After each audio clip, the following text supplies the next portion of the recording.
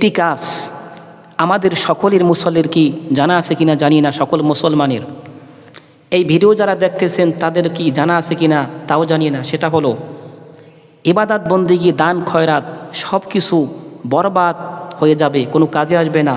সেটা হলো একমাত্র শিরকি একটা কাজ। সমস্ত গুনার ক্ষমা আল্লাহ রব্বুল আলামিন করবেন, কিন্তু শিরক করলে রব্বুল আলামিন ক্ষমা করবেন না।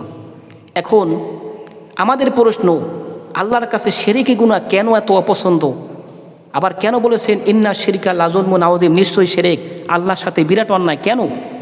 সেটা হলো একমাত্র কারণ, আপনার ঘরে স্ত্রী আছে, আপনার আপন ভাই, রক্তের ভাই অথবা আত্মীয় স্বজন বন্ধু বান্ধব, আপনার স্ত্রী আপনার সঙ্গে যেরকম থাকে, যেরকম কথা বলে, আপনি ঘরে গিয়ে যদি দেখেন আপনার স্ত্রী সেরকম মহাব্বত করে, সেরকম কথা বলে, আপনার এত মাথা গরম হয়ে যাবে, মন চায় স্ত্রীকে মেরে ফেলি, আপন ভাইকে মেরে ফেলি, আপনি ছাড় দেন না কেন?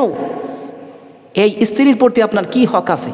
আল্লাহ পাক যে তাকে ঠোঁট দিয়েছে, হয়তো একটি লিপস্টিক তাকে কিনে দিয়েছেন, কিন্তু এই কবুল করার কারণে, কবুল বলার কারণে স্ত্রী কারোর সঙ্গে মোবাইলে হেসে বললে আপনার সহ্য হয় না, কিন্তু যে আল্লাহ পাক রব্বুল আলামিন আপনাকে হাত লাগে একটা, আল্লাহ পাক দিয়েছে দুইটা, পা লাগে, কিডনি লাগে একটা, আল্লাহ পাক দিয়েছে দুইটা, কান লাগে একটা, আল্লাহ পাক দিয়েছে একটা, এমনকি বিজ্ঞান বলেছেন যে নাকে ছিদ্র একটা হলে যথেষ্ট, আল্লাহ পাক ডাবল দিয়েছে।